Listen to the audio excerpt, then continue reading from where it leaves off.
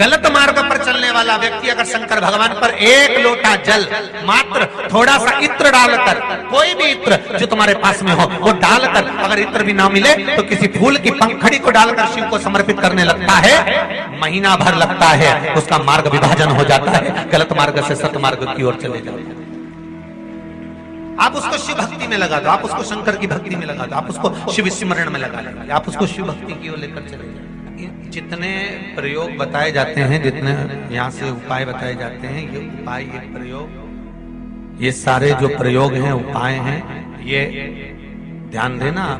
ये दूसरों से कराने के नहीं, अपन को खुद को करना पड़ते हैं। जो गलत मार्ग पर चल रहा है तो वो खुद करे। कई कई माताएं पूछती है, गुरुजी महाराज छोरा तो कहीं नहीं करेगा, तो मैं कर लूं कहीं? तुम ऐसी ऐसी बात लेके आते हो तो थोड़ा मन में आए कि अब छोरा तो शादी भी नहीं करेगा, मैं कर लूं कहीं। जब बहुत शरीर में ताप पड़ रहा हो, बहुत बुखार आ रहा हो, डॉक्टर अपना काम करे, वो डॉक्टर का काम है। दवाई देना डॉक्टर का काम है, वो दवाई भी देगा, औषधि भी देगा। डॉक्टर को भी दिखा, पर डॉक्टर को दिखाते दिखाते साथ में जब शरीर में बहुत तेज बुखार आ रहा हो, ताप पड़ रहा हो, तो कोई वस्त्र गीला कर जब उसके सिर पर लगाया जाता है तो श्री शिवाय नमस्तुभ्यं इस मंत्र का जाप करते रहे, औषधि का कार्य है। दुनिया के लोगों को यह नहीं मालूम था कि जिस बेलपत्री को हम भगवान शंकर पर समर्पित कर रहे हैं, यह बेलपत्री भी एक औषधि है। हम तो चढ़ाकर आ जाते थे और पंडित जी उसको उठाकर, या जो वहां के ट्रस्टी होते थे, सेवक होते थे, उसको उठाकर पानी में विसर्जन कर देते थे। पर शिव महापुराण के माध्यम से आज आपको यह ज्ञात तो हो गया कि बेलपत्री में, एक बेलपत्र में वो औषधि होती है कि वो ब्लड प्रेशर, शुगर, गठिया, थायराइड, इन सबको लेवल में लेकर आ जाती है अगर शिव जी की चढ़ी हुई खाली है तो।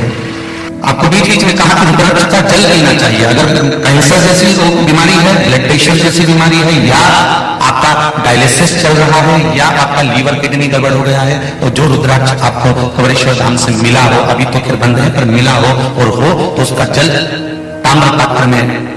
उस रुद्राक्ष को डालकर पानी सुबह सुबह उसका 2 चम्मच 3 चम्मच, दिन भर में 2-2 चम्मच पीना प्रारंभ करिए। आपको जीवन में सुख का अनुभव होगा। तांबे के कलश में जल लीजिए, उस जल में अक्षत के 7 दाने डाल लीजिए।